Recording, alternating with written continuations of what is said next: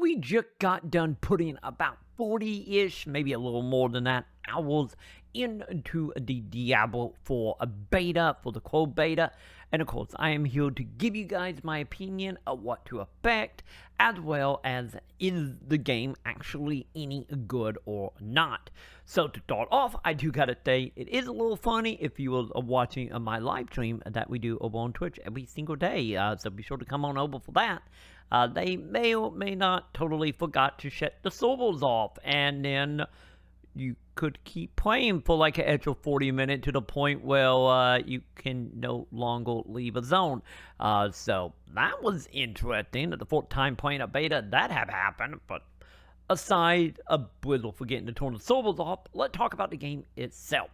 So as far as this Diablo game very much leaning into being an MMO, I have to say, to start off with, this is something that actually seemed to work very well from the little bit we did get from this beta, because most of the stuff, such as like a lot of crafting, the gathering, the enhancing of weapons and armor, breaking down equipment into certain materials that you can then like farm as separate add-on to add any more abilities and stats, like all that is a fantastic heal.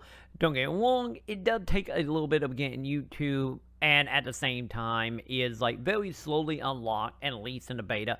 Feel a little random at fall when some of that stuff would unlock, such as being able to make jewelry, or adding the power or the items that you could equip on your weapon to change out abilities. Little odd, it just kind of unlocked and wasn't like very clear per se on when that stuff became available.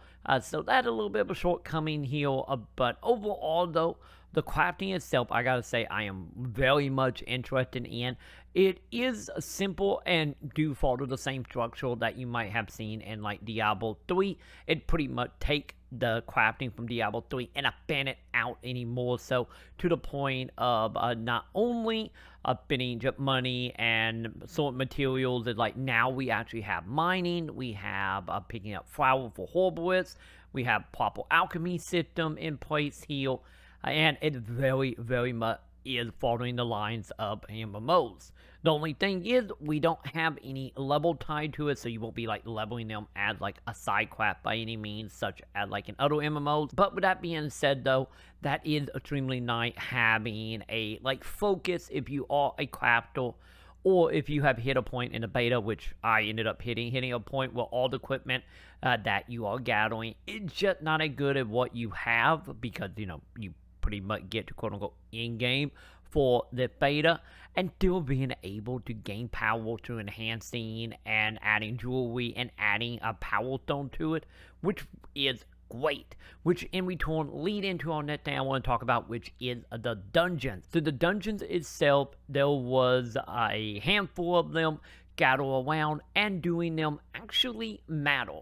Don't get me wrong, they did reset anytime you will log out. I don't know if that was a bug, or that's something that's going to be on like a daily cycle, or maybe it just exists in general. But nonetheless, the fourth time that you do any of the dungeons, or the main dungeons, and there was actually two, which we will get to the second one in a moment, is by completing it, you would unlock a codec, a power, which are, think of them, I guess, as like material from like Final Fantasy VII, that you can equip onto your weapons or armor to give you bonus stats, and you get one of the for 4 quills of said dungeons, and each of the dungeons are separated out into one dungeon could be for rogue, another one could be for barbarian, and so on and so on. So you can very easily figure out which ones you need to do when and how to start your build off in a way that will help you. So that is fantastic. The dungeons itself, though, I do gotta say, or just like maps in general in this, is the maps are very tiny looking, but once you actually in the dungeon, they are actually quite big.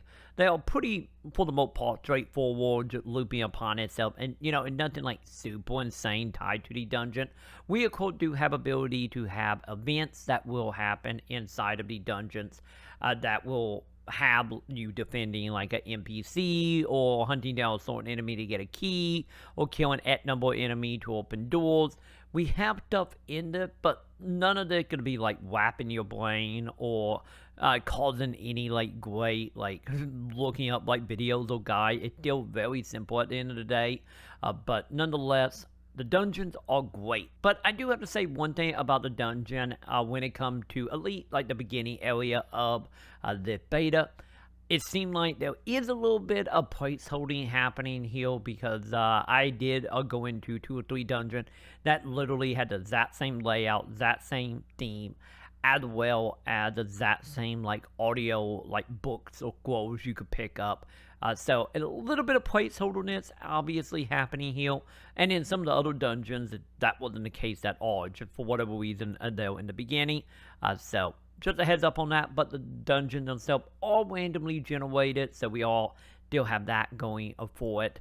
And of course, outside of that, we do have collectibles with, the whole collecting. The author of Lilith, which is fantastic, and they give stat boosts. They are fantastic. They are fun to collect. There were 28 in the beta, which was great because a lot of them was actually legit hard to find and hidden. And of course, if you do want to help out on finding them, I will have a map in the description if you are interested in finding out where they are. But if you are going to be looking for these as in blind, you know, some will be easy to find, other will take a lot more work to find. So for all you collectathon people out there that love hunting down stuff, that is a thing that is fantastic. And speaking of some of the other mechanics here, we do have strongholds. Strongholds are pretty much, think of them as like bases in like Far Cry. You go in, you kill some enemy, you fight a boss, and then people will move in and give you more quests, and town folk will now, be a teleporter, be able to craft up for you.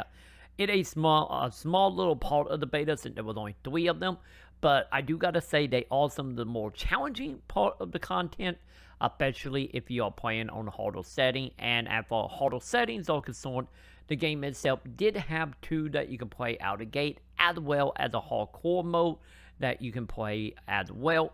And playing it on the harder setting is honestly really challenging, as I was playing it with X in my chat, doing some co-op stuff yesterday. We actually did wipe many times on some of the stronghold bosses.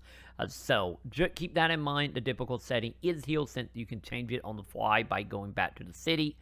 And honestly, you can really tell this in here. And looking over it, or some of the settings for some of the later tiers that we're going to be getting, obviously, in full elite, it does seem like there are going to be a lot of reward tied to playing it on harder settings. So if you are someone who will worry that it might get dumbed down at for difficult settings, since this is an MMO, do not worry. You are going to be able to actually change in between and keep your challenge. Just know, if you change the challenge itself to make it harder or easier, of course, that is like blocking off certain players. So you will then only see players running around in the open world that is a part of that tier. So just keep that in mind, as well as if you are in a party and say you invite someone into the party and you're playing at a higher tier, that person that get invited will jump up to the same tier, and it do not automatically put that player back down or when they leave the party.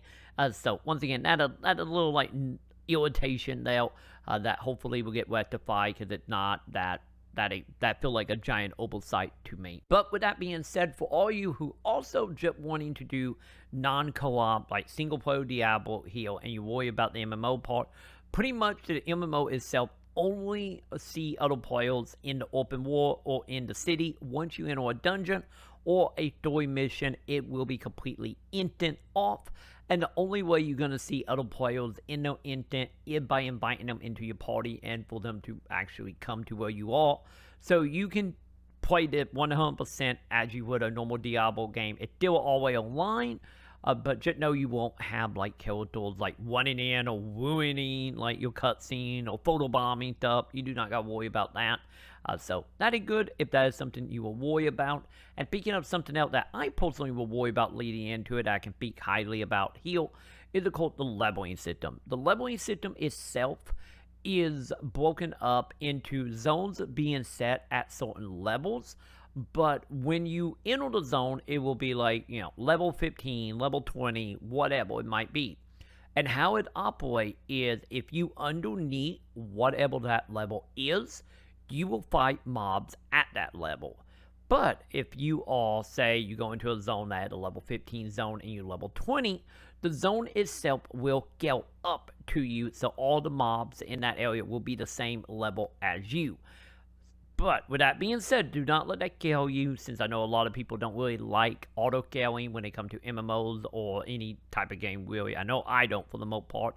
But I do gotta say, in that the power scaling is honestly not bad. From the way it seemed from me playing, it came down to a point of the power I had as a player did not go away any with the enemy being a higher level or equal level to me. It felt like the enemy themselves scaled to level, not scaled to your power. So you still will get that satisfaction of feeling like you actually growing in strength, any if you are fighting something at the same level as you. So that is very good or very bad depending on how you fought on the whole auto leveling, scaling process. But personally, I am totally happy with that, because the biggest thing about RPGs and MMO is just actually feeling the power or strength from leveling, equipment, and character build, and this is here in phase, so that is fantastic. And speaking of being here in phase, let's go ahead and talk about quests, or side quests, to start off.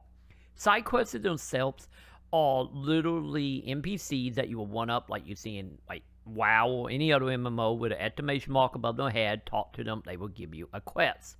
The thing is about these, the quests in the beta will unlock as you make progress through the main story, which we will touch on in a moment. But the thing about these side quests is not only do they give you items, reward, like boxes of just random loot or currency that you can use in the gambling shop, which we will also cover in a second.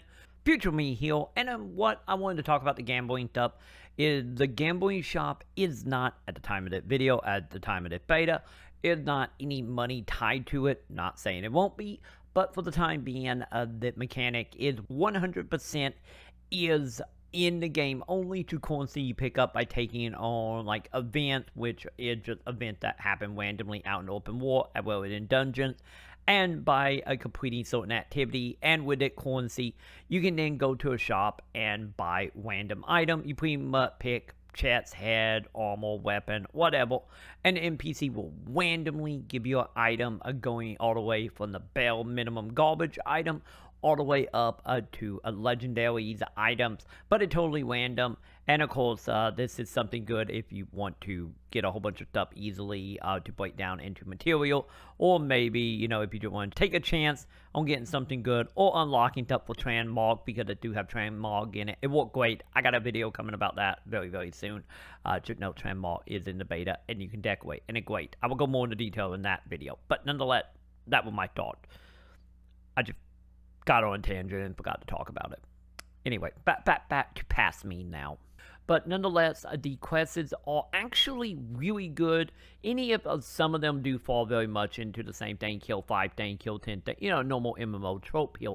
But the main thing of interest here is a lot of the quests, elite story-wise, actually have stories behind it. And in return, the quests will actually start overlapping with each other, which if you played any game like, say, Skyrim or Oblivion or Morrowind, or really any Bethesda game, you will notice, like, you could do a offhand quest, such as, example here, is getting a lady an axe that she just lost and won, and you get it to her, and then later on, you may find out that, oh, the axe is actually possessed, and then some other character wants you to get that axe back so they can purify it. Just like little things like that, that overlapping, which adds so much to the world building when it comes to these side quests, as they are not standalone-ish. They actually built onto each other to create a narrative, which is fantastic. And as for the main story is concerned, the main thing out of the gate you will notice is this game is so much more darker than Diablo 3 ever was in tone, and honestly, it's a great thing.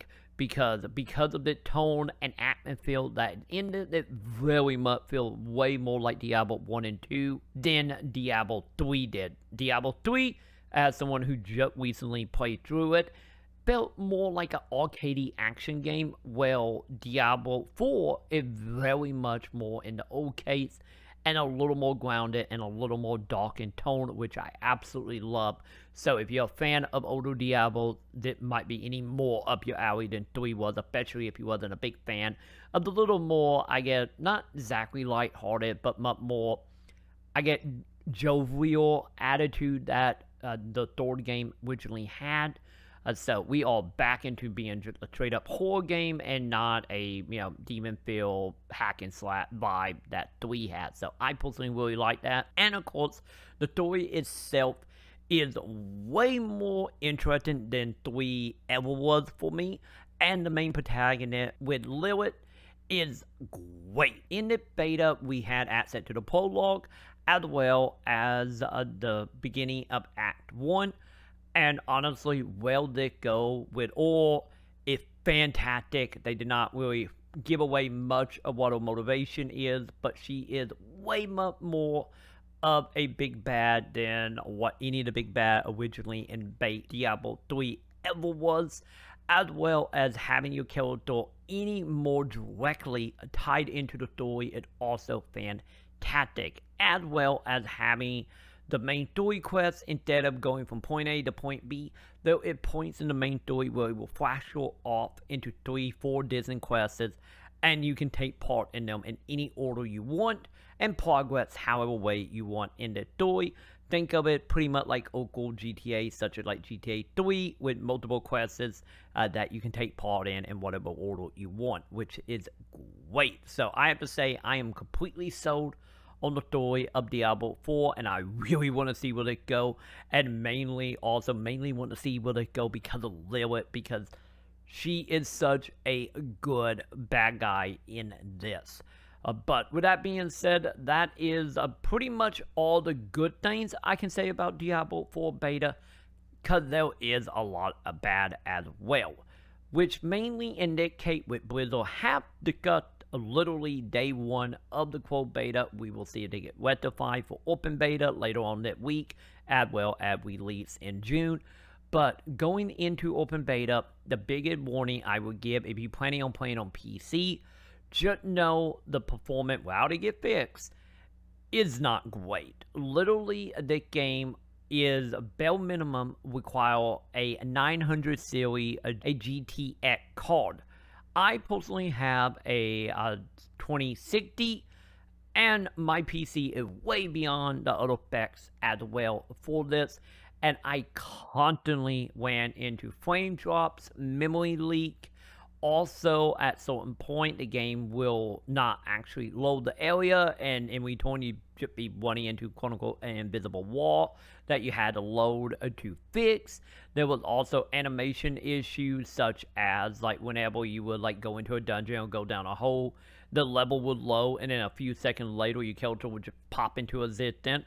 Or the few times you had like 3 characters running around with you, they would just teleport around you randomly. And then we also had cutscenes that would not actually play the net audio, because since everything is voice acted, it automatically goes through the dialogue. You can of course skip or like click a button to go between each individual line of the dialogue, but more than one time it literally locked up to me where I literally had to manually force it to go to the net line.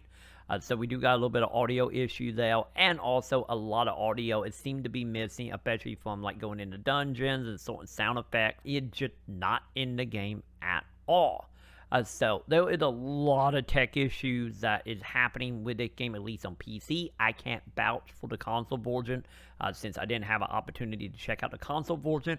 I will be playing it on Xbox during the open beta. I will probably do another video updating you guys on how the console version is, as well as if any of the problem did get fixed. Because finger crossed, I don't know how much it is actually going to be worked out in literally 4 days before open beta. So if you're planning on playing on PC and maybe consoles, I will keep an eye out for the issues.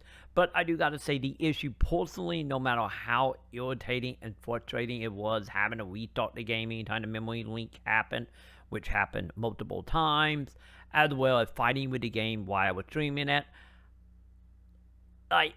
It was irritating, but at the same time, the game itself was such a great game to the point of drawing me in, to the point of like, I didn't even care about the problem. I just want to see what happening next, as well as leveling my character and crafting the weapons and armor. The loop is fantastic any with the problem. So, with that being said, hopefully they get rectified. And if it doesn't, hopefully this is something to keep in mind or something to prepare for.